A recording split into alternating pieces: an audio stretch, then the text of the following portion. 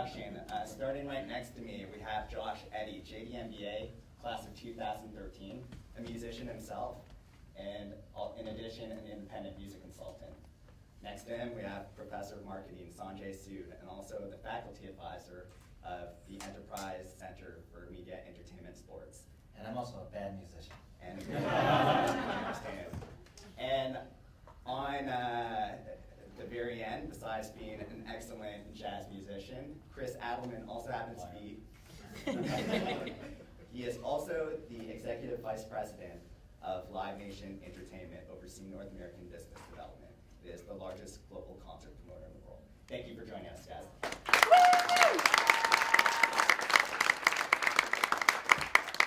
Josh, now I want to start with you being the youngest musician on our panel. And you, as an undergrad, you majored in music business, and now you're a JD MBA.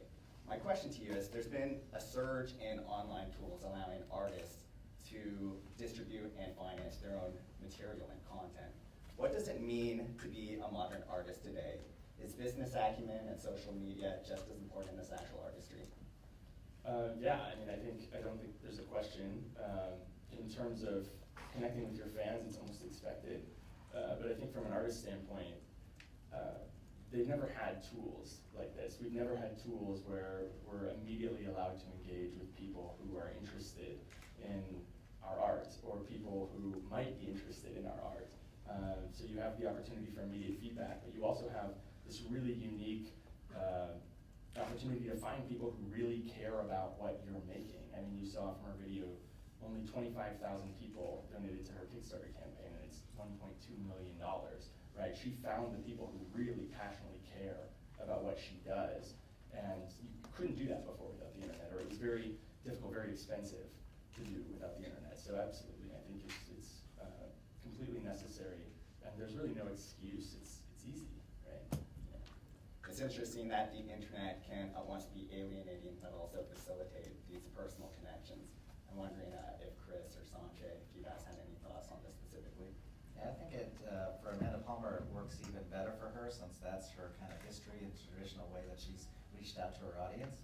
So for her to be using Twitter or any of the social media as kind of natural, organic extension of her brand. For other people, it might be more of a struggle. They're not as open personally, and so for her, I think the social media works very well. For other artists, it might be a little bit different. And I think it reflects, like you said, how her personality, how she wants to interact with people. And I think previously, there's a discussion about, well, the music industry used to have all these barriers for people to reach their customer, and a lot of it was the record business and distribution. But in terms of live performing, there's always been people who've been out on the road playing in bars, whatever, putting a little list together of fan bases and kind of building it up. But obviously now with electronic media, you can really accelerate that. You can manage it better. You can build relationships, I think, in much better ways. Great. Chris, I want to stay on you. So Amanda Palmer raised $1.2 million off Kickstarter from 20,000 backers. And the theme of her panel at TED is Disrupt. Chris, you sit at the forefront of one of the largest integrated music companies in the world, overseeing the careers of Jay-Z, Madonna, and U2. As you know, promoting and marketing these artists is immensely capital intensive. Then you have, on the other end of the spectrum, Amanda Palmer, who's financing her work through grassroots campaigns. Is this truly disruptive from where you sit? Is it scalable? Let me answer both questions that I think you asked. I think in the first, what she's doing, she can keep scaling it and keep scaling it. I think it's time intensive to do that because she wants to be very interactive with people, and some of it will be how she interacts, and some will be how people ultimately respond to her music. And so, can it be scalable? I think it's a question of how much time she's willing to put into it to get it, and also the quality of her music and how people relate to it. Because, obviously people relate to some artists because of the artist, and some people relate to the music, and it's complicated. I mean, you go to a show, and people go to shows because my girlfriend's going, half-price beer, I like the band. There's 50 reasons, but everybody shows up. In terms of, it's kind of interesting because I went online and listened to a lot of her, sort of watched some of her videos, etc. you know, in some ways, look at the sort of crowdfunding, when we go out with a tour, you know, some of it is kind of risk profile. When we go out with, say, Jay-Z or someone, and we make a bid to promote their tour, we've done some analysis, how they've done in the past, how they're gonna do in various markets. If we pick, let's say, 25 markets, and let's not use him because he always sells out everywhere, but we may go out with another artist, and in a way, we're taking an initial risk, but there's a little bit of crowdfunding and a little bit of interaction, because we may say, we've got a date for Aerosmith in Wichita. And if we don't sell enough tickets, we'll go back to the artist and say, your fan base has said to us, maybe it's the ticket price, maybe it's the amount of tickets we can sell that market, doesn't want you. And then we'll, you know, restructure some of the tour if we can. So, am I answering your question? No, definitely. Yeah. I guess that, you know, your answer is how widely applicable is this kind of Kickstarter crowd financing campaign? And maybe Josh, you have some ideas, you know, being a musician yourself. I mean, I think it's interesting from the touring perspective, like being able to sort of test the water in a given market. What Kickstarter is allowing her and other artists to do is to sort of do that same thing with the record itself, right? So the industry's model for decades has been, you know, we're gonna hope that your fans buy this album that we're spending a lot of money to make. And what she's doing is saying, I'm gonna make this album, do you want it? Essentially extending a really long pre-order, right? Like, I'll let you pay for this, but I'm not gonna make it if enough of you don't pay for it.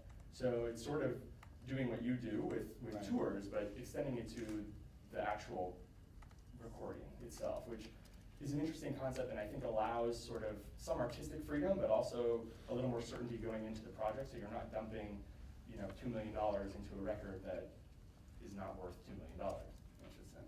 And I think the way the record industry fell apart was, you know, they go out and they have these big numbers they put up, and someone would basically go in the hole for a couple of years, an artist. They put them on the road, they spend a lot on production, a lot on marketing, and with the idea that once something was to hit, people go back and buy the catalog. And that's what, you know, some would be, you know, everyone calls it indentured servitude, and to some degree it was true, and some it's a decision that, you know, kind of people make. Sure.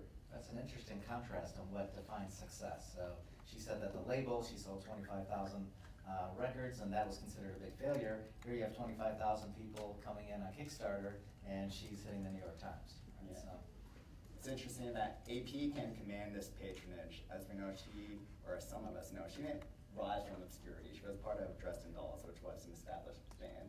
So I'm interested to see how this kind of Kickstarter campaign does apply to anyone, to the struggling musician on the street that's trying to just get started. Sanjay, I wanted to ask you a question. As we can see from AP's campaigns, artistic and commercial expression are becoming more and more blurred. And I'm wondering, are the channels that Amanda Palmer uses to engage her audiences, whether it be Twitter or Kickstarter, are those as much of her brand identity as her actual artistry? well, I mean, I would say yes, it's very important. Clearly, the music is going to be the most important thing, so you want to have good product out there. But given the kind of really personal topics that she sings about and the way that she goes about delivering her music before, during, and after the concerts, I think for her it's like a perfect complementary way of marketing and the message. Any other thoughts? No, that's a good, you know, good point. Some of it's time horizon, right? It's how long does her music and the quality, how does she evolve with her music? Does she gain people based on what she wants to express, based on what's going on with her life? You know, there's classic cases of some artists who, when they get managed and they start selling artwork, and their rep at the gallery says, we just want more of this. And, you know, they basically have no maturity. They're just selling the same product again and again. So what she'll have to see as she mixes her time to sort of reach out to her people is, where does her music go? You know, is that going to evolve, or is she going to be more sophisticated in how she communicates, and who decides who wants to be a fan based on what her kind of entire set of what she's communicating as? And I think you made a good point in your initial question, is that she already had an existing fan base, right? So if people who are interested in her are already coming to her Kickstarter, that helps kind of ignite the word of mouth. So she's got a base of advocates, which a lot of artists don't have, right? So for her, it may be that she has this kind of catalyst of the engine already started. Yeah. I think, yeah, the question becomes is whether her fellowship is becoming more in tune with the person over the actual art. Now, I guess my next question is, she espouses the model that digital content should be free and that she should sustain herself through this kind of patronage model. So with content being free, obviously the relationship between artist and fan had to have evolved. In your experiences, whether it be from the artistic side, commercially, or even academic, intellectually, what is the future of direct-to-fan engagement, in your opinion? Big question. I knew the answer to That was an I'd be unfair rich. question.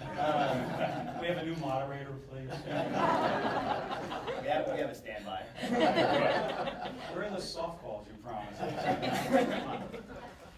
I think, I mean, it depends on the artist, right? I mean, she even admitted different artists have different opinions about how they want their art treated, how they want their art paid for.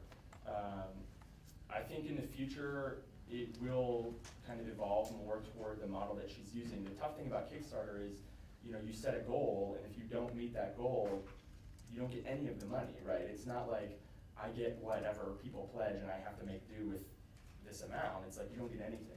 So as micropayment systems advance and people are able to take in donations that are a lot smaller, I think maybe there is a chance for an artist to really grow from nothing to where Amanda Palmer is, or where, you know, Taylor Swift or Jay-Z or whoever. But right now, because there's this sort of gap between when you just start out in your bedroom and have no fans, and when you're able to meet kind of a hefty Kickstarter goal with a fan base who's willing to pay for your product, I think it's tough. I think there has to be some evolution in the technology and in the business models that allow people to make payments that are really small, so that you can say to your fans, even if it's, you know, the people you're in high school with, hey, give me 50 cents. You know, really putting a can on the sidewalk and saying, in a digital way, throw in your quarter, throw in your dollar. But right now, nobody's going to process payments for a quarter or a dollar. There are some startups doing it, but the space really needs to evolve before artists can make a career out of that. Great. That sounds awesome. Now, I have a follow-up question. It's no layup as well. Sorry, Chris. But as Amanda mentioned, there kind of seems to be this inherent mistrust with the intermediary, whether it be the record label or the promoter or the ticketer. In your mind, is there a way to kind of allay this mistrust, or should these intermediaries be supporting this more direct-to-fan facilitation and creating this trust?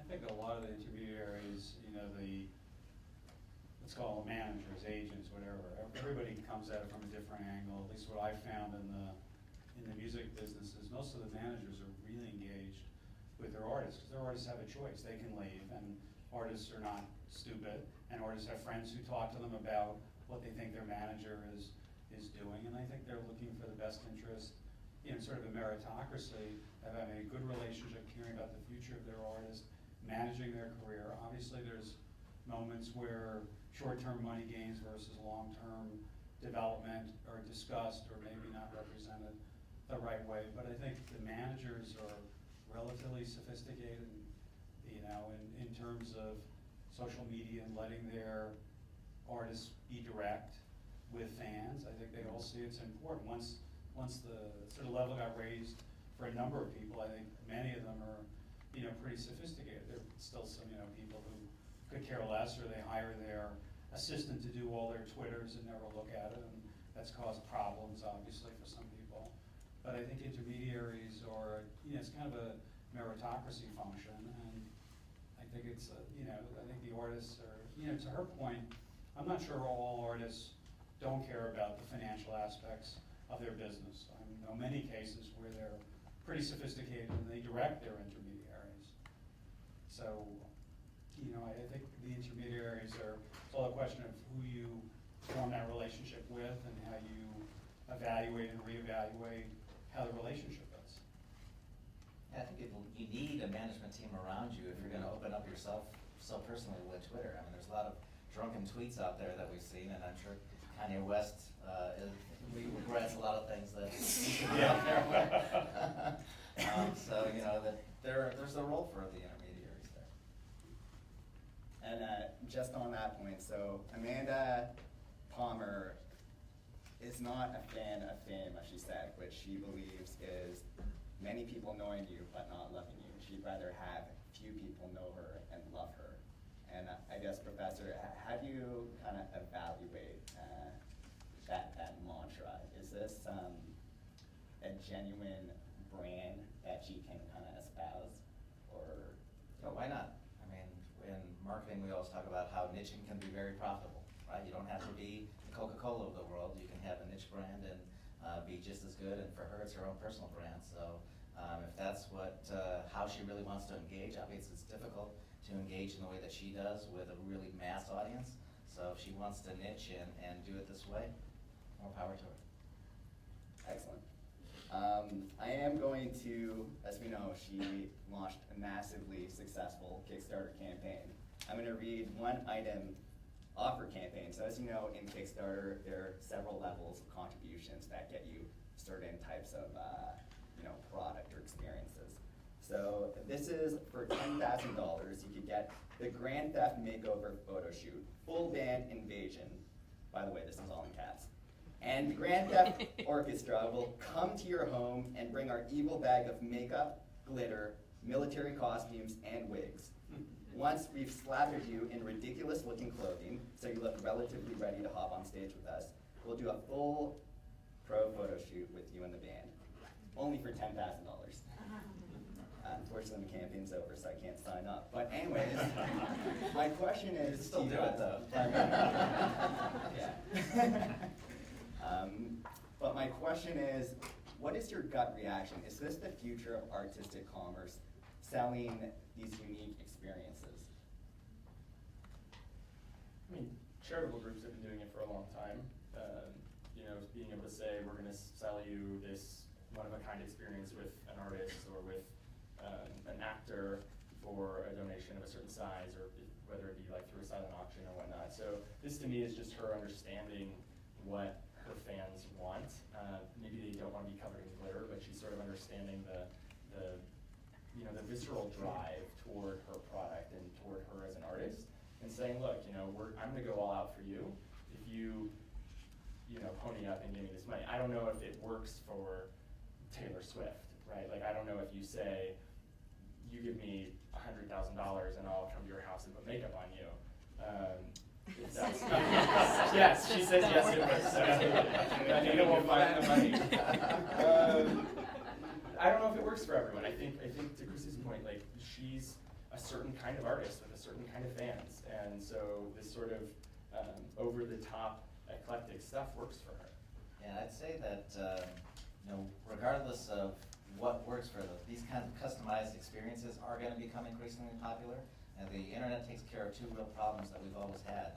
One is, how do you reach the audience? So if you have a following, that audience can find you pretty easily. And the other is shelf space, right? So we don't have to worry about distribution and being available somewhere. It's just you can kind of create these experiences online. So I think it is going to be attractive to a certain number of people. And if you have your fan base, you can develop all sorts of unique opportunities. I think you're really right about the shelf space. I mean, we have a tour, and we have some of our artists, we have meet and greets, and then we have interim days where some of the artists will be asked to do a private function, for a significant amount of money. I don't think there's going to be glitter painted on them, but they'll look at that. And so, the internet's a great way to get out to as wide a base of people to test things also, as opposed to being, you may be in a little group in New York where you live and try something and it may be thumbs down, but in Los Angeles or Ottawa or somewhere, people want that sort of unique experience. You don't know, so it's a great way to actually get a broader sort of feedback on ideas you have. It's like a living lab. Exactly, yeah. Yeah, no, I think it's definitely interesting, and so far as, experiences outside of the content itself, whether that could provide a sustainable ancillary revenue stream for these artists. And obviously, as you guys mentioned, it works for a certain type of artist and the kind of patronage that they can command.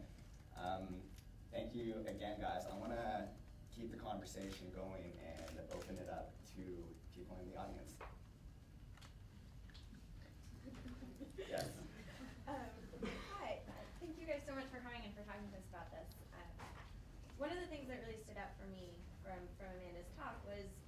how she really valued that personal connection. She really valued the personal connection that she got to make with her customers. And we've been talking about how she, sort of took advantage of this and understood her fans and understood her brand and made it a business through all the tools. I'm wondering if you guys can talk a little bit about how maybe small businesses or entrepreneurs can do the same thing, and is that valuable, and is that something we can take away from? Sure, I'll take that one. With any small business or entrepreneur, we talk about it in class all the time about being able to define what you stand for, who you are, and what you're trying to accomplish as a business.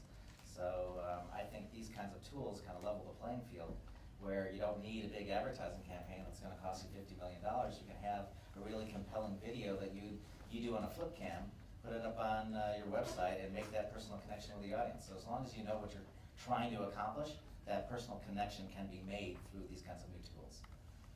I mean, people even do with product testing and, on an airline, for example, there'd be a product you've never heard of. And it's a way to get the product out to a lot of people to test it. And, one of the things I find when companies get really big is you have people who are at the front line dealing with customers.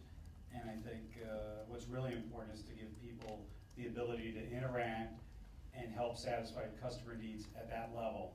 There's a lot of companies that someone files a complaint, rather than dealing with that right there, it has to go through a process. Legal has to look at it. How are we gonna respond? Who's gonna make the phone call? What we try to do, even with our company being so big, it's a very local business, is to allow people who run, say, for example, music venues, to solve problems right there, to have a direct interaction with the customer without having to go through, any of you have mobile phones and have to deal with issues with AT&T. You know how frustrating that can be. Yeah, and I mean, there are companies doing sort of product testing and market research on Kickstarter. There's a company called Securify that makes smart Wi-Fi routers, and their donation options, it'll say for $100 you can get the router with these features, but we're only making it if 500 people sign up at this level. Or for $100, the same amount, you can get it with these other features, but only if 500 people sign up. So they're just they're testing the market, and they'll make whatever people want. It's the same thing that Live Nation does with concerts. They're going where people want to see the show, right? This company's gonna make a router that people want to buy. So there's definitely an opportunity to use those tools. And there's a Groupon does too, right? And, they have a Groupon, unless they get 50 people, it's dead. Exactly. And you can go even software if you want, or video games, right? You get a video game, a sort of base video game, lets you test it, and then, there's 0.21. That's $39, but at least it's giving you time to interact with the product for free and see if you want to go to the next stage. Great. Any other questions? Yes. I heard anecdotally that musicians were making more money from being on tour. I guess large, big acts are making more money from being on tour than they are from album sales. If they're even called that anymore. Showing your age. Can you talk a little bit about, is that true? Is that kind of the future of growth in the music industry? Is the money to be found on the road? Is it really, does this put more onus on the artist to build their brand so that it's more of an experience, whether it's on tour or in somebody's living room with glitter? How that's changing? Well, the tour used to promote the album, and now that the business has changed in terms of, now people don't buy records, they don't buy 12 songs at once, they go on iTunes, you have control over what you don't have to buy the bassist's cousin song that's the 12th tune on the album, right, and buy the whole album. Touring's a really big part of the economics of a band. Some of the bands still sell a lot of records, and I don't know all the dynamics in terms of that, but for at least what we do, we're a global touring business. We're not in the record business. We have a sponsorship business, which is associated. We have a ticketing business, but we feel the live experience is something that is not going away. And in terms of free music and BitTorrent and other things, and subscription models for music, and that all keeps evolving, but people still want a live experience. So it's a very important part for bands. And one of the stats that I heard was that for most bands, they're making less than 5% of their revenues over the album sales. So all of it's coming from touring and merchandise. Great.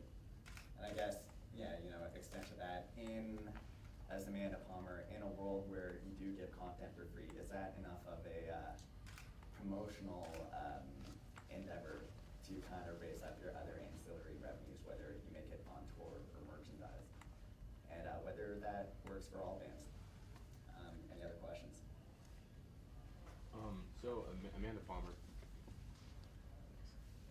Amanda Palmer basically talks about her strategy as something that's implementable across all tiers of artists. And, you know, she fundamentally sort of overlooks the fact that there was a huge upfront investment. She spent years couch surfing, using social media to get this fan base that she had to fund the Kickstarter campaign. And then secondly, there was a novelty in her first mover, at least at this public level, in being this Kickstarter crowdsourced campaign. And my question to you is, how much of her success do you think was a product of this novelty in her investment, and how much is basically of the strategy? And do you think that there's going to be a threshold where this strategy, if the strategy is widely adopted, and where every artist is doing this, then people are going to revert back to piracy, because it's going to be the same thing, where there's a mainstream sort of model, and somebody's not going to pay someone $10 after a concert because they burned their CD, because every artist they like makes money the same way.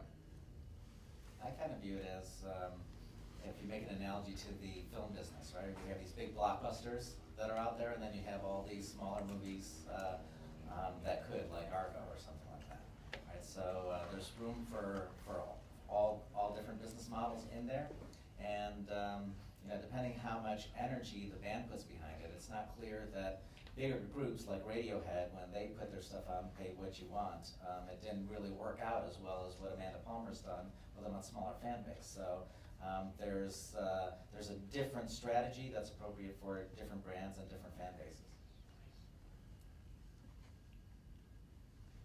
Now, kind of off John Franco's comment as, you know, the strategy itself is a promotional and sensational tool. Who here has heard of Amanda Palmer or Dresden Dolls before TED? If you could raise your hand. So I'd say, you know, probably 5% of the people here. Who here feels like they're going to go home and listen to Amanda Palmer following this? Still, you know, not, I would say. Everybody wants the makeup taste too. It's definitely for certain people. It is. I listened to her in prep for this panel while trying to study. Did not work out. Not going to do well on my midterm following this. But anyways, we probably have time for about one or two more questions. So, yes. Can't believe we have an entertainment panel and haven't mentioned Gangnam Style yet, so that's my job. One thing I thought was interesting is she really sees herself as the artist, and what she's trying to interact with her fans, but she wants to be the artist. But you look at somebody like Psy, and he crowdsourced everything from the choreography to a lot of the music, and he was able to create really the last big viral thing that we've had in the past year.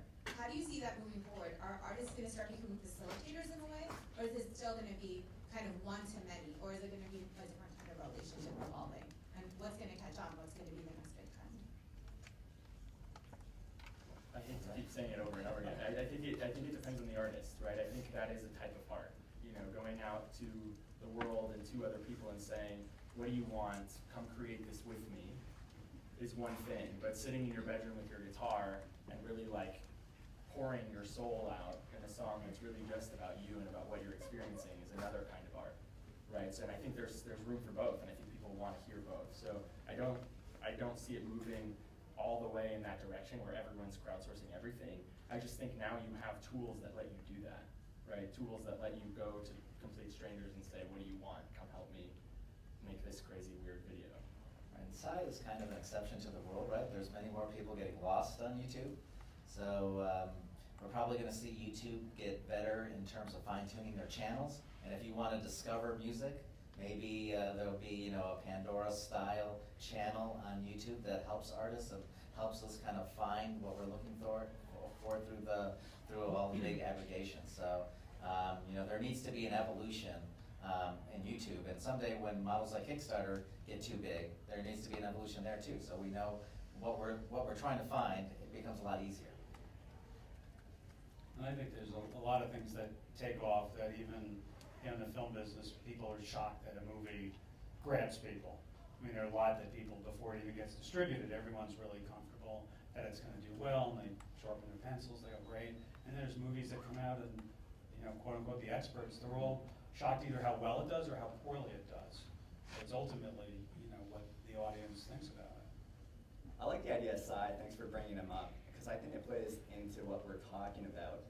In my mind, is Psy a sensation? I'm still waiting for his second single, as I'm sure many of us are. But if Psy were to finance, say, an American tour through crowdfunding, or maybe even his next EP, how many people in this room would support it? Has he really cultivated that kind of real patronage amongst his fans? I don't know if you guys have some thoughts, or that should be rhetorical. Are we gonna do the dance? After hours.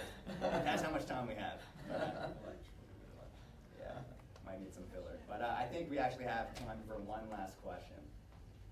So I have one question about the artist privacy aspect of this. Is the whole Jodie Foster, watch my movie, leave me alone for the rest of my life, in the future of how artists interact with the crowd, or is that going away, and is everybody going to have to be like Amanda Palmer to be sustainable? And I think that's something that's interesting to hear about. Yeah. I was just gonna say, I think every artist makes their own decision. Her decision is, I wanna be in front with everybody all the time, and it's part of my integrative who I am. I think there are big music acts that are extremely judicious about privacy in their lives.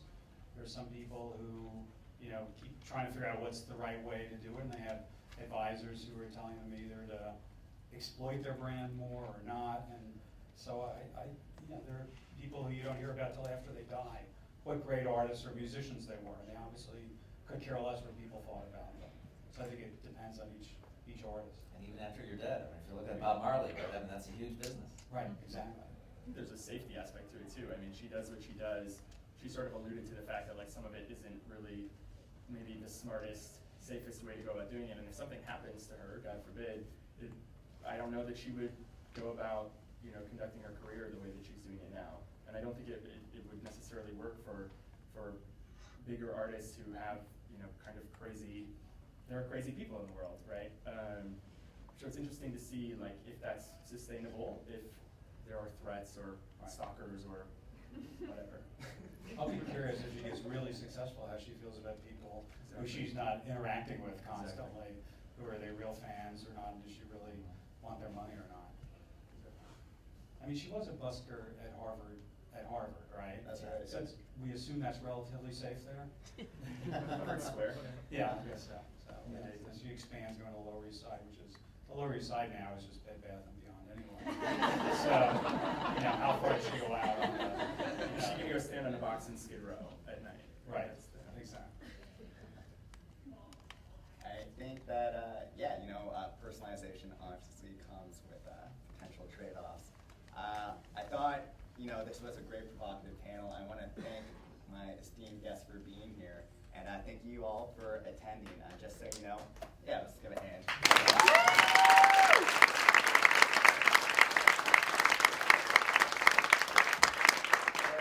Thank you to the Entertainment Management Association for sponsoring this event, and again, thank you for TED for coming onto our campus and allowing us to share these ideas.